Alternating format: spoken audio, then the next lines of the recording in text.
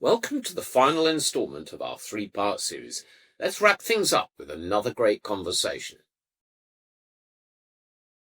Fantastic. So we've touched on digital health, but you had a recent publication, Digital Tools in Heart Failure Addressing Unmet Needs, and it examined that, particularly in low and middle income countries. Can you tell us about the tools in question, the unmet needs, and rapid advancements in technology? How can we ensure that digital inventions lead to meaningful and equitable health outcomes globally? Yeah, I think this is very important, and thank you for highlighting that. So we have all these digital tools coming out now. It's such a wide spectrum of them, all the way from very advanced digital tools such as implantable pressure monitors within the pulmonary artery to continuously measure the pressure in the filling pressure in the left ventricle. It's very advanced, and you can immediately foresee if there's a worsening of the heart failure, and then increase diuretics and perhaps prevent a heart failure hospitalization.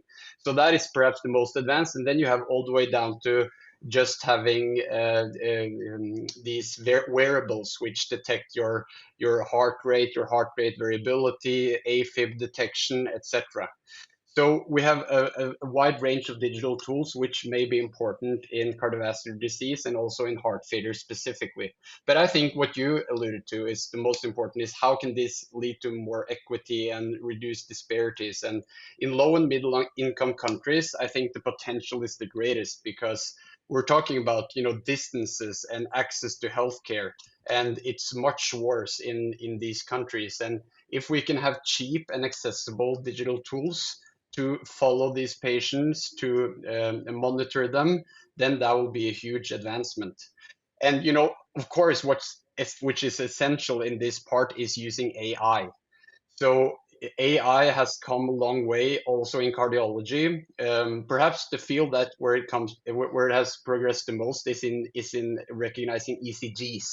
It's perfect for AI. It's just it's an image, and it has to recognize the patterns of the lines, which is the ECG recordings, and then being trained on whether or not the patient has arrhythmia, or even if the patient has heart failure. So using these AI ECG models, the ROC AUC, so the kind of the discrimination ability for assessing patients with or without heart failure, is super strong. It's 0.95 and above. So a simple ECG can be used. And the next phase is to use ultrasound. So having echocardiography is, for us cardiologists, that's our main tool. And that's also images, right? And we spend a lot of time measuring echocardiographic images after they've been obtained. And that is also something that can be easily done by AI. And there's so much exciting going on there, where AI can not only measure left ventricular ejection fraction and the size and volume of the heart, but also recognize the pattern of the ultrasound to say, this heart looks like it's hypertrophic cardiomyopathy, or this heart looks like it's a heart failure. So using AI is going to be essential. And for these low and middle income countries where there's less resources, implementing AI on, for example, simple handheld ultrasound devices is going to improve the diagnostics of heart failure substantially, I think, and hope. I was recently with a friend of mine who was very proudly showing me this guy's got any new technology, he gets it. And he had a watch that had a built-in ECG, but a built-in a sphygmomanometer. The band, Wow. he put it on me, and just by happenstance, I just had a physical, and I knew exactly what my blood pressure was or had been, and this thing was right there. But apparently, Wow. this thing has got FDA clearance and CE mark, and it correlates very nicely with a conventional sphygmomanometer. And you can imagine how people at risk, especially heart failure, and if their Yeah. weight goes up a little bit, You can have exactly. digital scales at home saying, hey, your weight's gone up. We need to change your diuretic dose, that kind of thing. Is that Yeah. where we're going? Yeah, and there are so many different technologies. So using weight is kind of a crude assessment of that, but having that implantable pressure monitor is the very specific one. But there's even apps that you can have on your regular smartphone. You put on your chest, you rest on the couch for 1 minute, and it will recognize how the heart beats and also listen to the heart sounds, and that will also predict whether or not your heart failure is worsening or not. So there is so much going on. We just have to pay attention, be skeptic, and not over embrace these things before they're actually validated and we know that they work. Yeah, fantastic. Um, so you're a podcaster, just like me. You do Circulation on the Run, which you've taken over alongside Dr. Hunley. How do you see podcasts influencing the field of medicine and keeping healthcare professionals and researchers informed, and frankly, the general public? Because I do another podcast where I speak to the lay public, and trying to find ways to make complex medical messages easy to understand without being patronizing, without frightening people, and trying to find ways to engage. So, talk to us about podcasting. What got you hooked? Yeah, of course. And being a podcast enthusiast, I might be biased here, but I think this is the future of taking in medical knowledge, because I know that many young physicians today don't sit down with the journal and read it when it comes out.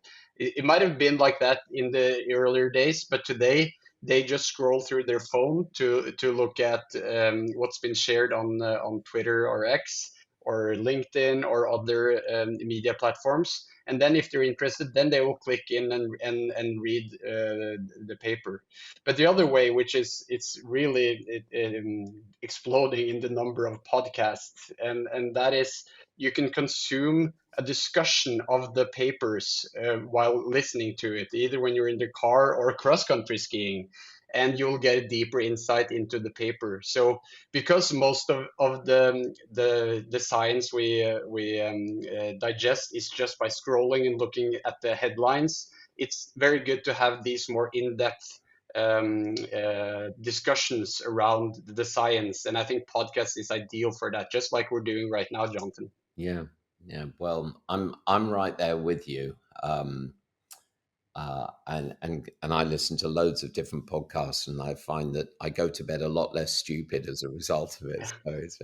So I always like to finish with a fanciful question, which is if I don't know if trolls give people wishes. I seem to remember that they interfere with travelers and do mischievous stuff, but Yeah. genies certainly do give wishes. If you had three wishes for your areas of healthcare, Peter, what would they be?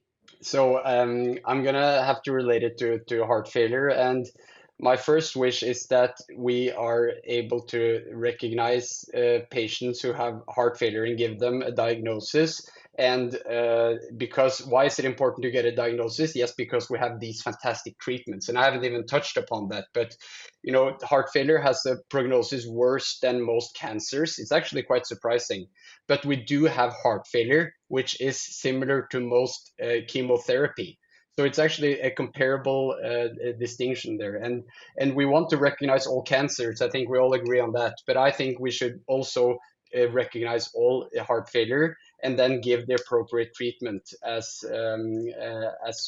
today we have quite a toolbox of therapies, both drugs and devices that can improve not only the lifespan and reduce hospitalizations, but most importantly, improve the quality of life for these patients.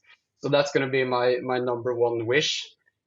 Secondly, I hope that we also can reduce the disparities across the world, because we know for certain that there are, I talked about underdiagnosis, and that is in the Western world.